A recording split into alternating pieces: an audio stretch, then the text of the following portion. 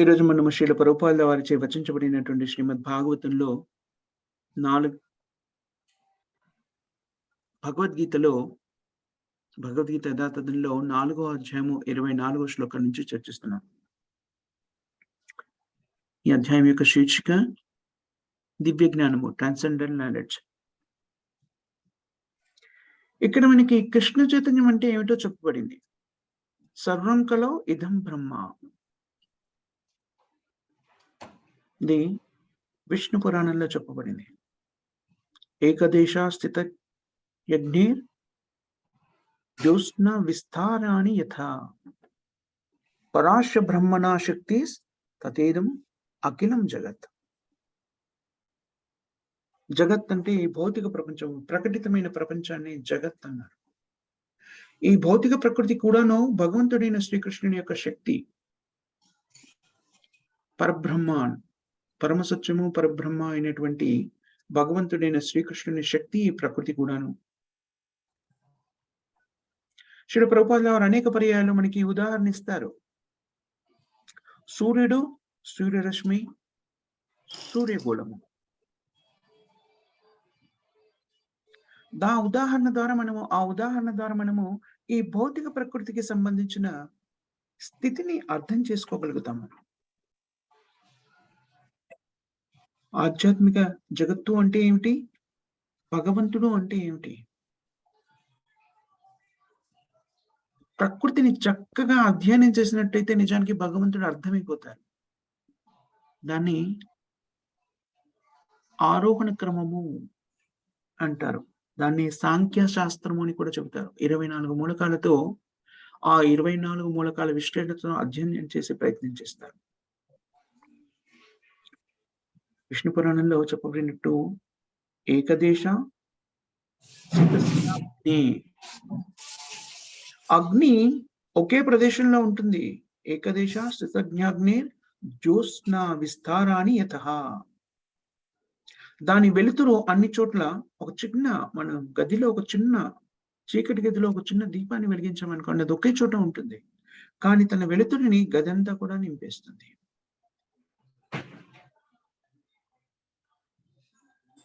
ఏకదేశ స్థిత జ్ఞ.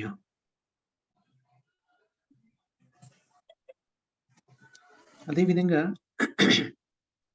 భగవంతుడు ఒకే చోట ఉంటాడు, కానీ తన శక్తుల ద్వారా అన్ని చోట్ల ప్రకటితమై ఉంటాడు. భౌతిక ప్రకృతి కూడా భగవంతుడే, భగవంతుని శక్తిని. పూర్ణస్య పూర్ణమాదాయ పూర్ణమేవ వశిష్యతే. అది కృష్ణుడు. కృష్ణుడు అనుక్షణము అలా పెరిగిపోతూ ఉంటారు తన శక్తుల ద్వారా.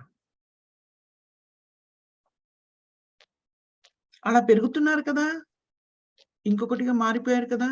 అందుకని దేని నుంచో మూలంగా వచ్చారు. కృష్ణుడు తరిగిపోతున్నారా? లేదు. కృష్ణుడు భౌతికం కాదు. పూర్ణస్య పూర్ణమాదాయ పూర్ణమేవ వశిష్యతే. భగవంతుడైన శ్రీకృష్ణుడు అనేక శక్తుల ద్వారా ప్రకటితమవుతూ ఉంటాడు. విస్తార రూపాలు, స్వవిస్తారాలు, పరవిస్తారాలు, అవతారాలు, భిన్న అంశాలు, ఇలా రకరకాల శక్తులు. అద్వైతం అచ్యుతం అనాది అనంత రూపం ఆజ్యం పురాణ పురుషం నవయవ్వనం చ. ఇన్నిగా విస్తరించాడు కదా, మరి ఆయన తరిగిపోయాడా? లేదు. ఎప్పుడు కూడా నశించిపోవడం. తరిగిపోవడము అనేటువంటిది భౌతికమైనటువంటి ఆలోచన.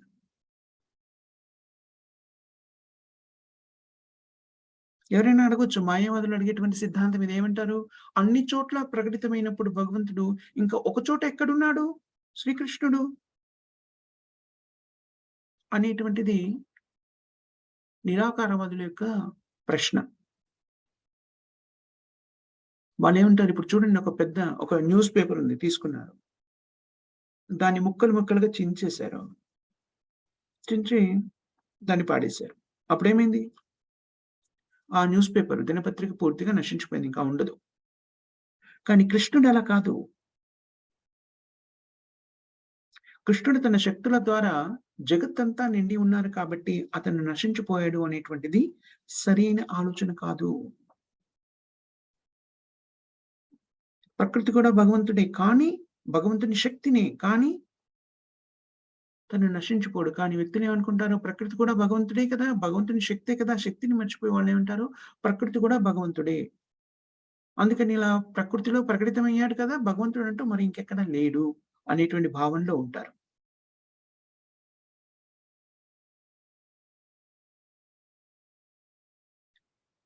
సంపూర్ణుడైనటువంటి భగవంతుడు భగవంతుడు ఆధ్యాత్మిక శక్తి అన్ని చోట్ల ప్రకటితమైనప్పుడు అతనుగా నశించిపోతాడు అనేటువంటిది మాయావాద సిద్ధాంతం.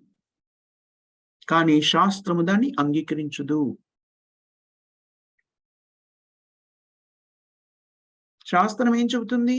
ఈశోపనిషత్తులో ఓం పూర్ణమద పూర్ణం పూర్ణాత్ పూర్ణముదచ్యతే. అతను సంపూర్ణుడు. పరిపూర్ణుడు, సంపూర్ణుడు. ఆ పరిపూర్ణము, సంపూర్ణం నుంచి ఇంకో సంపూర్ణాన్ని స్వీకరించామనుకోండి, ఆ సంపూర్ణం అలాగే ఉంటుంది. అది కూడా చెప్పడం కోసమని ఆధునిక విజ్ఞాన శాస్త్రంలో భగవంతుడు ఒక స్థితిని కల్పించాడు. గణిత శాస్త్రంలో మనకి ఇన్ఫినిటీ అనంతము అనేటువంటిది నిర్వచించబడింది. అనంతంలోంచి ఎంత తీసినా అనంతంగానే ఉంటుంది. అనంతంలోంచి అనంతం తీసేస్తే అనంతమే. చూసారా మనకి భౌతికమైన శాస్త్రంలో కూడా ఈ సిద్ధాంతము ప్రతిపాదించబడింది. ఇదేమి ఆహ్, ఇక్కడ సమస్య ఏంటి అంటే విశ్వాసానికి సంబంధించిన విషయం అది. మనం అంటూ ఉంటాం కదా!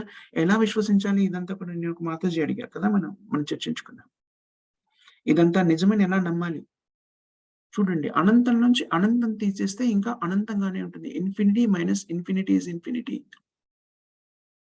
గణిత శాస్త్ర సిద్ధాంతము.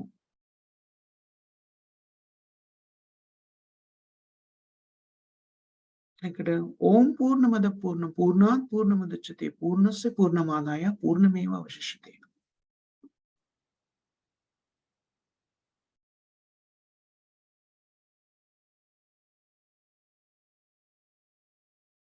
బ్రహ్మార్పణం బ్రహ్మహావీర్ బ్రహ్మాగ్నౌ బ్రాహ్మణాహుతం. యజ్ఞం చేయడంలో ఉపయోగించేటువంటి అన్ని ద్రవ్యాలు కూడాను దాంట్లో అనేక రకమైనటువంటి దినుసులని, నేతిని అగ్నికి ఆహుతి చేస్తారు యజ్ఞంలో. అగ్ని కూడా భగవంతుని యొక్క శక్తి బ్రహ్మాన్. ఉపయోగించే దినుసులన్నీ కూడా భగవంతుని శక్తిని.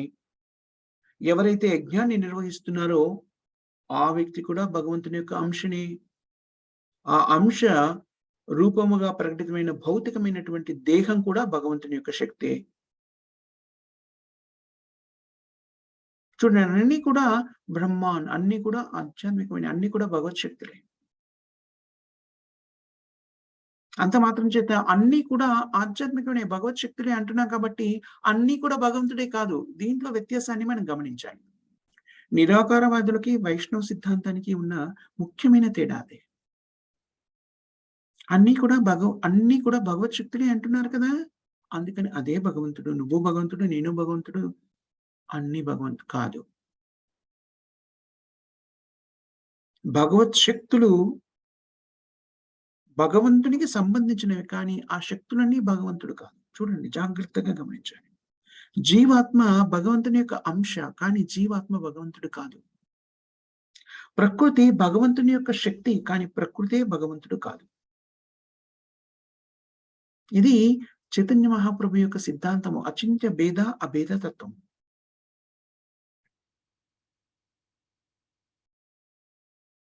దీనికి చక్కని ఉదాహరణ ఇస్తారు. ఏంటది? సముద్రంలోని నీటి బిందువు సముద్రము. సముద్రంలోని నీటి బిందువుకు సముద్రానికి ఉన్నటువంటి గుణగణాలన్నీ ఉంటాయి. ఉప్పుగా ఉండడము, దాంట్లో ఉన్నటువంటి రసాయనాలే సముద్రంలో ఉన్న రసాయనాలే ఆ నీటి బిందువులో కూడా కనిపిస్తాయి మనకి. కానీ నీటి బిందువు సముద్రం కాదు. ఇది వైష్ణవ సిద్ధాంతం.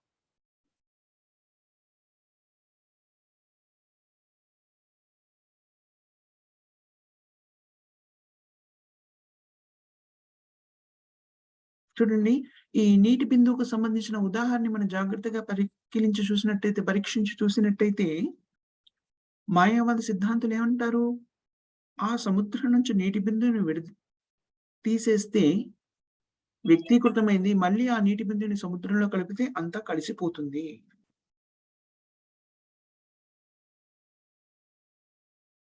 కానీ వైష్ణవ సిద్ధాంతం ఏం చెప్తుంది? ఆ నీటి బిందువు ఒకటి మరియు విభిన్నం కూడాను అంటుంది. ఈ రెండింటిని కలిపి చెప్పేదే వైష్ణవ సిద్ధాంతము. అదే అచింత్య భేద అభేద తత్వం. ఒకటి కానీ వేరు. ఎలా ఒకటి? గుణగణాల్లో ఒకటి కానీ పరిమాణంలో తేడా. వెరీ నైస్ మాత. మయా తతం ఇదం సర్వం జగత్ అవ్యక్త మూర్తినా. 9వ అధ్యాయంలో శ్రీకృష్ణుడు చెప్తాడు, నేను ఈ జగత్తంతా వ్యాప్తి చెంది ఉన్నాను. జగత్ అవ్యక్త మూర్తిన. అవ్యక్త అంటే ప్రకటితం కాని, మూర్తిన అంటే రూపాన్ని. అవ్యక్త మూర్తిన ప్రకటితం కాని రూపంలో జగమంతా కూడాను వ్యాప్తి చెంది ఉన్నాను. మయా, మయా అంటే నాది, నాచే అని.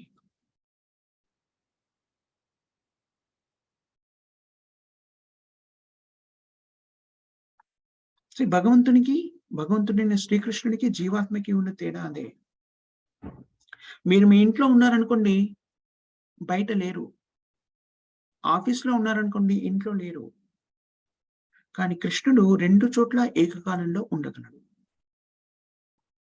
అదే కృష్ణుడికి, మనకి ఉన్న తేడా. కృష్ణుడు కూడా వ్యక్తినే. నేను కూడా వ్యక్తినే. మనమందరం కూడా వ్యక్తులమే. కానీ కృష్ణుడు అన్ని చోట్ల, అన్ని కాలాలలో, ఒకే సమయంలో అన్ని చోట్ల ఉండగలడు. అలా ఉన్నా కూడాను తన శాశ్వతమైన స్థితి గోలోక బృందంలో అలాగే ఉంటారు. అది కృష్ణుడు అఖిలాత్మ భూత. బ్రహ్మ సంహితంలో కూడా ఈ విషయం చెప్పబడింది.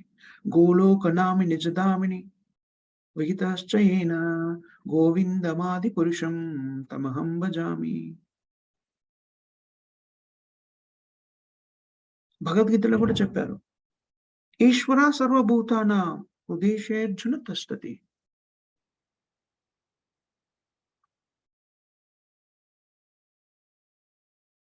భగవంతుడు పరమాత్మగా అందరి హృదయాల్లో స్థిమితుడై ఉన్నాడు. మీ హృదయంలో, నా హృదయంలో, చీమ హృదయంలో, దోమ హృదయంలో, అందరి హృదయాల్లో. మనమంతా కూడాను ఆత్మ ఎక్కడుందని వెతుకుతాం. కానీ ఇక్కడ చెప్పేస్తున్నారు పరమాత్మగా ఆత్మ కూడా ఎక్కడుంటుందో హృదయంలో. పరమాత్మ మీ హృదయంలో ఉన్నాను అని చెప్తున్నాడు.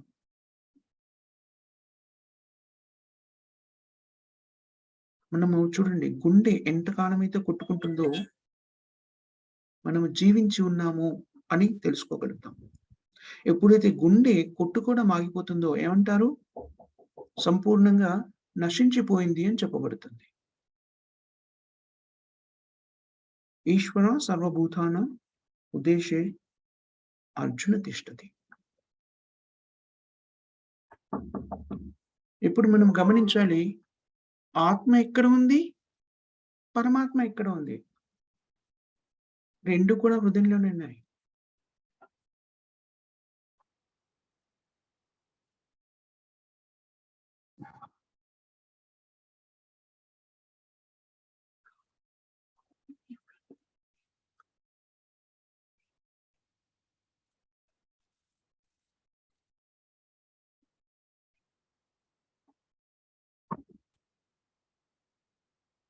హృదయంలోని ఆత్మ, పరమాత్మ 2 కూడా స్థిరపడి ఉన్నాయి. మనం మన కళ్ళతో చూడలేం కాబట్టి అది లేదు అనడానికి లేదు. మనం ఎందుకు చూడలేకపోతున్నాము అంటే, మన కళ్ళలో ఉన్న దోషం మూలంగా లేకపోతున్నాం. మన ఇంద్రియాలన్నిటిలో కూడాను దోషాలెన్నో ఉన్నాయి. ఎందుకు తెలుసుకోలేకపోతున్నాము అంటే, పరిమితమైనటువంటి పరిజ్ఞానము. అపరిపూర్ణమైనటువంటి పరిజ్ఞానాన్ని కలిగి ఉన్నాం కాబట్టి, దాన్ని మనము చూడలేకపోతున్నాము. కేశాగ్ర శతభాగస్య శతధా కల్పితస్య చ చియోభాగస విజ్ఞేయ సచంతయత్య కల్పతే. అందుకనే మనము సత్యాన్ని ఎలా చూడాలి? శాస్త్ర చక్షువు. శాస్త్రాన్ని కన్నులుగా చేసుకొని చూడాలి. మన భౌతికమైన కళ్ళతో కాదు. మన ఇంద్రియాలతో కాదు.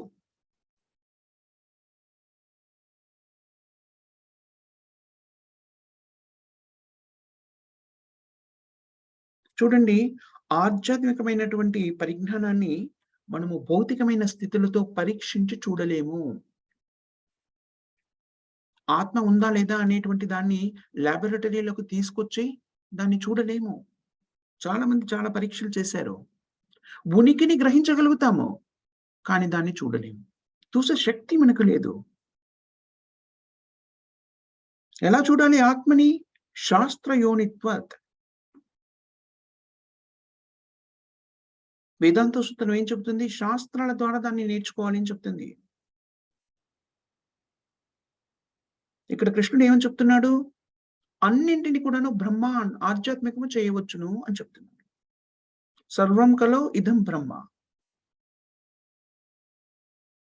దాన్ని ఎలాగా మనము అర్థం చేసుకోవాలి? అదే కృష్ణ చైతన్యము. భగవద్గీతలో ఇది చక్కగా వివరించబడింది. అన్నీ గూడా కృష్ణనే. ఎలాగా? ఎలా దాన్ని మనం అర్థం చేసుకోవాలి? ఎవరైతే ఆధ్యాత్మిక పురోగతిని సాధించలేదో, పరిజ్ఞానాన్ని సంతరించుకోలేదో, అలాంటి వాళ్ళు కృష్ణుడిని అన్ని చోట్ల ఎలా చూడాలని చెప్పారు? రసోహమప్సు కౌంతేయ 7వ అధ్యాయంలో మనకు చెప్తారు. అర్జున, నీటిలో రుచిని నేనే. దాంతో మొదలెట్టవచ్చు. కృష్ణుడు ఎక్కడున్నారండి? మీరు రోజు తాగే నీటిలో రుచి రసోహం. రకరకాల రసాల్ని, రకరకాల ద్రవ పదార్థాన్ని మనం సేవిస్తాం. దాంట్లో ఉండే రుచి నేనే అని చెప్తున్నాడు కృష్ణుడు. రసోహమప్సు కౌంతేయ. అప్సు అంటే ద్రవము అని. దానికొక రుచి ఉంది. ఆ రుచి శ్రీకృష్ణుడు.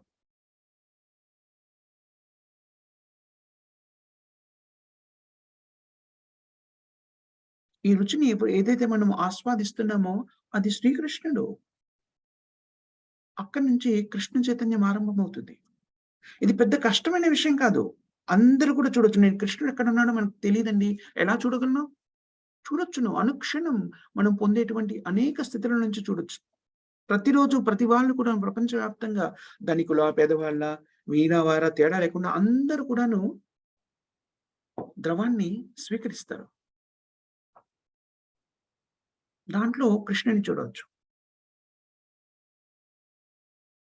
కృష్ణుడిని అర్థం చేసుకోవాలంటే ఎలా చేయగలుగుతాము? కృష్ణుడి గురించి జపించకపోతే, కృష్ణుడి గురించి వినకపోతే మనకి కృష్ణుడు అర్థం కాడు. ఎందుకనంటే ఆధ్యాత్మిక జీవితము అంటే, ఆధ్యాత్మిక విధానము అంటే ఏంటి? శ్రవణం, కీర్తనం, విష్ణు స్మరణం, పాదసేవనం. అందుకని కృష్ణుడి గురించి మనం వినాలి. ఇది అందరికీ ఆకర్షణీయంగా ఉండదు. కృష్ణుడి గురించి వినండి అని మనం పిలిచామనుకోండి, ఆకర్షణీయంగా ఉండదు. కృష్ణుడు చూడండి, కురుక్షేత్ర రణరంగంలో కూడా ఉన్నారు. యశోదమాత ఇంట్లో కూడా ఉన్నారు. ఆరుబయట యశోదమాత ఇంటి ఆరుబయట ఆడుకుంటున్నారు. శ్రీమద్ భాగవతంలో శ్రీకృష్ణుడికి సంబంధించినటువంటి అనేక వివరణలున్నాయి.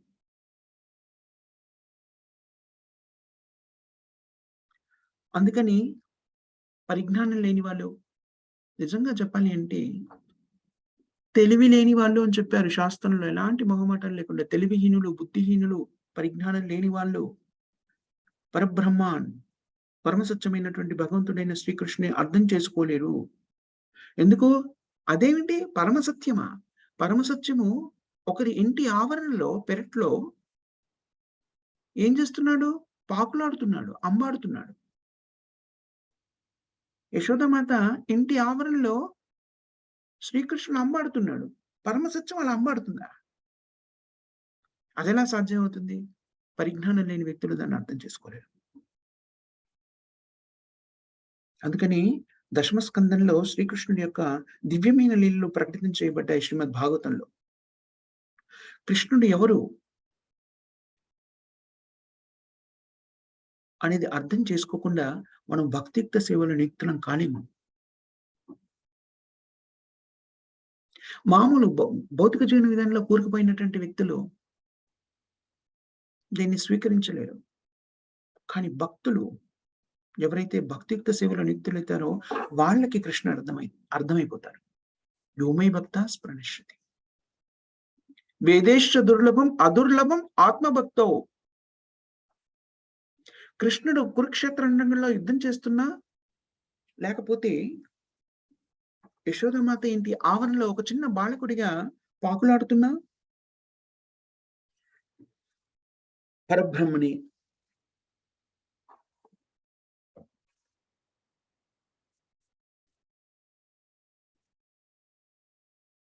కృష్ణుని మనం అర్థం చేసుకోలేకపోతే, కృష్ణుడు ఎంత దయార్థ హృదయుడు అంటే రకరకాల స్థితిలో మనకి ప్రకటితం చేస్తున్నాడు. రకరకాల దివ్యమైనటువంటి లీలల్ని ప్రదర్శనం చేసి తానెవరో మనకి తెలియజేస్తున్నాడు. చూడండి.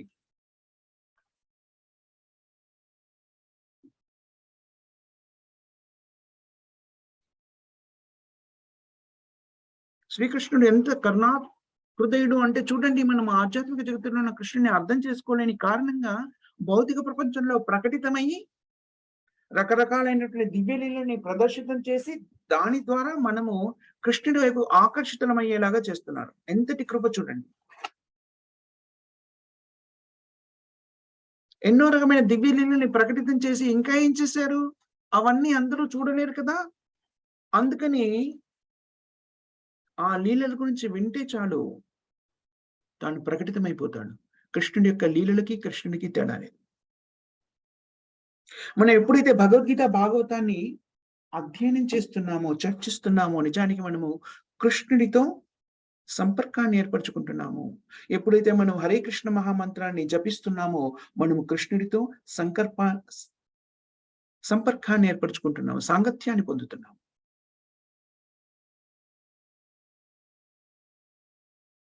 నామచింతామణి కృష్ణ చైతన్య రస విగ్రహ.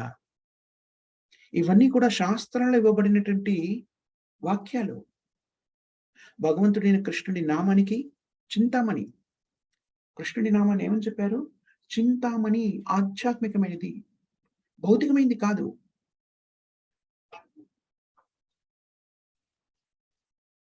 ఏ నామాన్ని పడితే ఆ నామము, భౌతికమైన నామాన్ని మనము జపించలేము. ఆ నామాన్ని జపిస్తే అతి శీఘ్రంగా మనము విసుగు చెందుతాం. కానీ హరే కృష్ణ మహామంత్రాన్ని జీవితమంతా కూడా జపించవచ్చును. 24 గంటలు జపించవచ్చును. అయినా కూడాను విసుగు రాదు. హరే కృష్ణ మహామంత్రాన్ని జపిస్తున్న కొద్దీ దానిలోని మాధుర్యం ఇంకా ఇంకా కూడాను పెరుగుతూ వస్తుంది. చూడండి, శ్రీల ప్రభుపాద రావడానికి ముందు పాశ్చాత్య దేశాల్లో కృష్ణ అనే నామం కూడా వాళ్ళు విని ఉండరు. వాళ్ళంతా కూడాను చూడండి, ప్రభుపాదుల శిష్యులు పాశ్చాత్య దేశాల్లో జన్మించినా కూడాను ఒకసారి వినడం మొదలెట్టాక వాళ్ళు కూడాను ప్రతిరోజు జపిస్తున్నారు. ఇది సత్యం. కృష్ణుడికి, కృష్ణుడి యొక్క నామానికి తేడా లేదు. చూడండి, భౌతిక ప్రపంచంలో వస్తువుకి, దాని నామానికి తేడా ఉంది. నీరు ఉందనుకోండి, దాహం వేసిందనుకోండి, భౌతిక జగత్తులో మనకి, భౌతిక ప్రపంచంలో నీటిని తాగాలి. కానీ నీరు, నీరు, నీరు, నీరు, నీరు అన్నారనుకోండి, మీ దాహం తీరదు. కానీ ఆధ్యాత్మిక జగత్తులో కృష్ణ అనే నామాన్ని మనం పలికితే కృష్ణుడితో సాంగత్యాన్ని చేసినట్టే, కృష్ణుడితో వ్యక్తిగతంగా కలిస్తే ఎలాంటి ఆనందానుభూతిని చెందుతామో, కృష్ణ నామాన్ని జపిస్తే కూడాను అదే ఆనందాన్ని అనుభవించగలుగుతాము. అది కృష్ణుడికి, కృష్ణ నామానికి తేడా లేదు. ఎప్పుడైతే మనం ఆధ్యాత్మిక పురోగతిని సాధిస్తామో, ఆధ్యాత్మిక చైతన్యాన్ని పెంపొందించుకుంటామో, మనము ఈ విషయాన్ని చక్కగా అనుభూతి చెందగలుగుతాం. అదే ఇక్కడ ఈ శ్లోకంలో వివరించబడింది. బ్రహ్మార్పణం బ్రహ్మహావేర్ బ్రహ్మాగ్నౌ బ్రాహ్మణాహుతం. ఎందుకంటే అంతా కూడా భగవంతుడైన శ్రీకృష్ణుడి శక్తులే.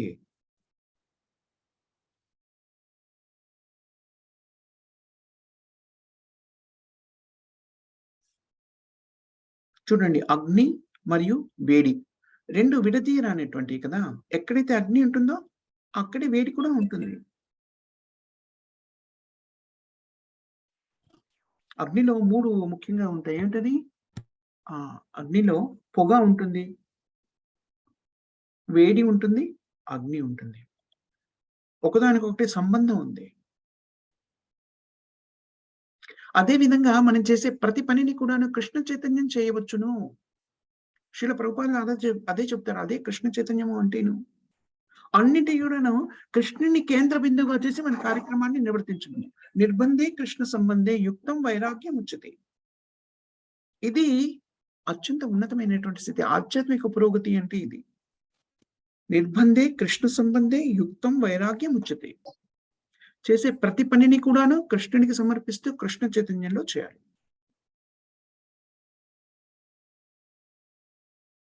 మనం చూడండి, మనం మామూలుగా ఒక వంట వండుతున్నాము శుభ్రంగాను. వండి దాన్ని భగవంతునికి సమర్పిస్తున్నాం. అది ప్రసాదం ఎలాగా మారుతుంది? రోజు చేసేది కొంత ఆ! దాల్, రైస్, చపాతీ ఇలాగ ఏవో చేసేసారు మీరు. హల్వా. వాళ్ళు బాహ్యంగా ఉన్నవాళ్ళు ఏమంటారు? ఇవి మేము కూడా చేస్తున్నాము. అలాగా ఒక, ఒక అర్చ విగ్రహం ముందో, లేకపోతే దాన్ని ఒక స్టాచ్యూ ముందు అంటారు వాళ్ళు. ఒక ఫోటో ముందు పెట్టేసి దాన్ని ప్రసాదం అంటే ఎలాగా అంటారు వాళ్ళు. కానీ మనం దాన్ని కృష్ణుడితో సమానంగా స్వీకరిస్తాము. ప్రసాదము, కృష్ణుడికి తేడా లేదు. ఇది భగవంతుడైన శ్రీకృష్ణుని అర్థం చేసుకునే విధానం. రసోగమప్సి కౌంతేయ. చాలా ఆరంభ దశలో ఉన్న వాళ్ళకి భగవంతుడిని ఎలా చూపించాలి అంటే చూడండి, మనం నిన్న కూడా చర్చించుకున్నాం. ప్రకృతిని జాగ్రత్తగా పరికించి చూసినట్టయితే దానిలో క్రమబద్ధతతో జరిగేటువంటి ప్రక్రియలను బట్టి మనము భగవంతుని యొక్క ఉనికిని తెలుసుకోవచ్చు. ఏదైనా క్రమబద్ధంలో ఉంది అంటే దాంట్లో దాని వెనుక ప్రణాళిక ఉంటుంది. ఆ ప్రణాళిక ఉంది అంటే దానికి తెలివితేటలు కావాలి. ఎక్కడైతే తెలివితేటలు ఉంటాయో అక్కడ వ్యక్తి ఉంటారు. ఆ వ్యక్తిని ఈ ప్రపంచాన్నంతా నిర్వహిస్తున్నటువంటి, జగత్తునంతా పోషిస్తున్నటువంటి, ఈ జగత్తు మీదంతా కూడా అధికారం ఉన్నటువంటి వ్యక్తియే భగవంతుడు. అతని పేరే కృష్ణ.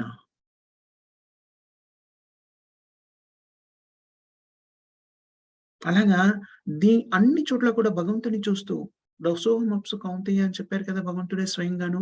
ఆరంభ దశలో అన్నిటిలో నిలిచి కూడా భగవంతుడైన శ్రీకృష్ణుడే అని అర్థం చేసుకుంటున్నాననుకోండి. ఆ విధంగా మెల్లమెల్లగా, మెల్లమెల్లగా కృష్ణ చైతన్యాన్ని అభివృద్ధి చేసుకోవచ్చు. కృష్ణ చైతన్యం అనేటువంటిది అందరి జీవాత్మల్లో కూడాను అంతర్లీనంగా ఉండి తీరుతుంది. ఉంది.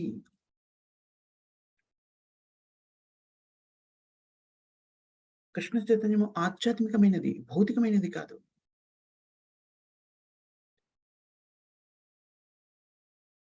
అసహజమైంది కూడా కాదు కృష్ణ చైతన్యము.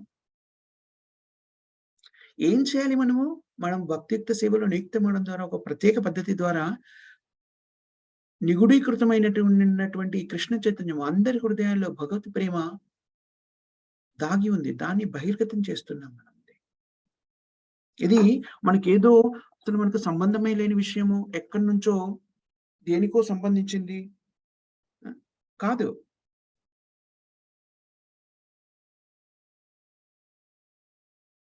చైతన్య చరితామృతంలో చెప్పారు. నిత్య సిద్ధ కృష్ణ భక్తి సాధ్య కాబునాయ్ శ్రవణానంది శుద్ధ చిత్తే కరే ఉదాయ.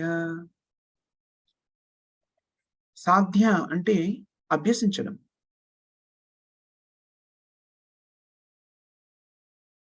మనము రకరకాల అభ్యాసాన్ని చేస్తుంటాము. కానీ అన్నీ మనకి రుచింపవు. అభ్యాసం ద్వారా భగవంతుని కూడా చూడవచ్చును. ఎలా చూడవచ్చని చెప్తున్నారు భగవంతుని చూసే విధానాన్ని? ప్రేమాంజన చురిత భక్తి విలోచనేన శాంతా సదైవ హృదయేషు విలోకయంతి గోవిందమాది పురుషం తమహం భజామి. శాంత సదైవ. శాంత సదైవ. శాంత అంటే సాధువులుగా జీవించాలి. ఎలా అవుతారు సాధువులు? మనం మొన్న కూడా చెప్పుకున్నాము. వ్యక్తి సాధువుగా ఎలా మారతాడు? భక్తియుక్త సేవలో నియుక్తుడవడం ద్వారా సాధువుగా మారతాడు. అది పద్ధతి. ఇది ఇదెక్కడి నుంచి మొదలవుతుంది? శ్రవణం. భగవద్లీలను వినడం నుంచి ఆరంభమవుతుంది. కృష్ణ చైతన్యము శ్రీల ప్రభుపాదుల వారు స్థాపించినటువంటి కృష్ణ చైతన్య సమాఖ్య, కృష్ణ మందిరాలన్నీ కూడాను వీటిని మనకు అందించడానికి ప్రకటితం చేయబడ్డాయి. సర్వం కలో ఇదం బ్రహ్మ. ప్రకటితమైనవన్నీ కూడాను భగవత్ శక్తులే. ఆధ్యాత్మికతకి, భౌతికతకి తేడా ఏమిటి అంటే మన ఇంద్రియ తృప్తికి వినియోగిస్తే అది భౌతికమవుతుంది. దాన్ని భగవంతుని యొక్క సంతుష్టికి వినియోగిస్తే అది ఆధ్యాత్మికమవుతుంది. మనం ఇంతకుముందు చాలా సార్లు ఉదాహరణ చెప్పుకున్నాం. మీరు మీ ఫోన్‌లన్నీ ఉపయోగిస్తున్నారు కదా! దాన్ని మన ఇంద్రియ తృప్తి కోసం వినియోగించామనుకోండి, సినిమా పాటలు వినడానికో, లేకపోతే ఇంకా దేనికో వినియోగించారనుకోండి, అది భౌతికమవుతుంది. భౌతికమైన వస్తువు అయిపోయింది. కానీ అదే ఫోన్‌ని మీరు భగవద్గీత, భాగవతాన్ని వినడానికి వినియోగించారు. భక్తులతో సంపర్కాన్ని ఏర్పరచుకోవడానికి, సంభాషించడానికి వినియోగించారు. ఆ ఫోన్ ఏమైపోయింది? అదే ఫోను, అదే మెటీరియల్, అదే భౌతికమైన వస్తువులాగా దేనితోనైతే తయారు చేయబడిందో ప్లాస్టికు, లోహము అంతా కూడాను. గ్లాస్ అన్నీ కూడాను. అవే. కానీ అది ఆధ్యాత్మికమైనది. ఎందుకనంటే ఇప్పుడు మీరు దేన్నైనా చూడండి. ప్రపంచంలో ఉన్నటువంటి ఏ వస్తువునైనా చూడండి. అన్నీ కూడాను ప్రకృతి మూలకాలతో చేయబడ్డాయి. ప్రకృతి ఎవరిది? భగవంతుడైన శ్రీకృష్ణుడిది. శక్తి మనం సృష్టించలేము. మార్పు చెందిస్తున్నాం అంతే. Energy is neither created not destroyed. First fundamental principal of thermodynamics.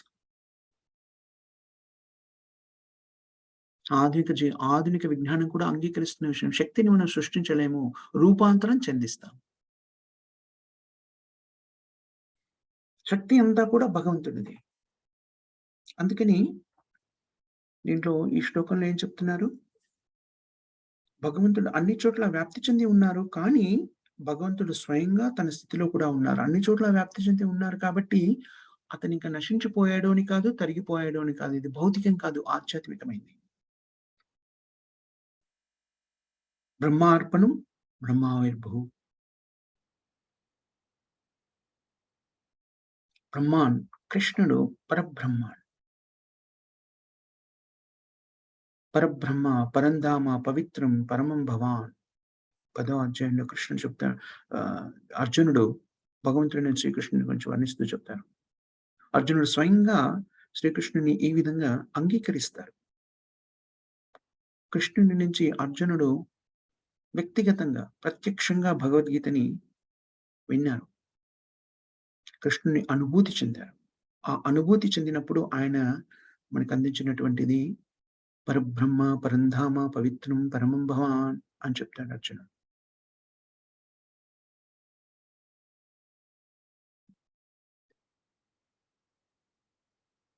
సర్వం కలో ఇదం బ్రహ్మ. అంతా కూడా భగవత్ శక్తి. అది అర్థం చేసుకొని దాన్ని అంతా భగవంతుని శక్తే కాబట్టి భగవత్ సేవలోనే వినియోగించాలి అని స్థిరపడి ఆ విధంగా జీవనాన్ని కొనసాగించడము మనకు నిర్దేశితమైంది. దాన్నెలా జీవనాన్ని కొనసాగిస్తామో కలియుగంలో శ్రవణం, కీర్తనం, విష్ణు స్మరణలో చాలా ప్రాథమికమైనటువంటిది శ్రవణం. ఆ శ్రవణం చేయాలి అంటే జాగ్రత్తగా వినాలి అంటే ఏం చేయాలి? జపించాలి. హరే కృష్ణ, హరే కృష్ణ, కృష్ణ కృష్ణ హరే హరే, హరే రామ, హరే రామ, రామ రామ హరే హరే. అలా చక్కగా జపించాలి అంటే ఏం చేయాలి? భక్తుల యొక్క సాంగత్యంలో ఉండాలి. శ్రవణం ద్వారా భక్తుల సాంగత్యాన్ని కూడా పొందగలుగుతాం. ఎప్పుడైతే మనం శ్రవణం చేస్తున్నామో శ్రీల ప్రభుపాదుల వారి సాంగత్యాన్ని పొందుతున్నట్టు అని మనం అనేక పర్యాయాలు చెప్పుకున్నాం.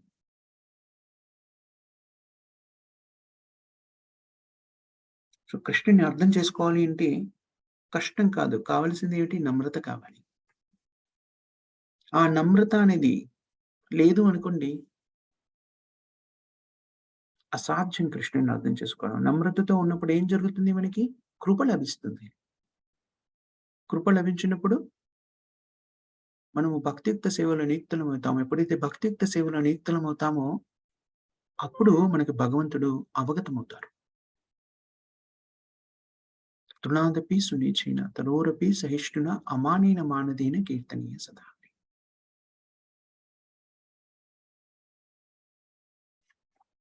అది ఈ శ్లోకం యొక్క సారాంశము.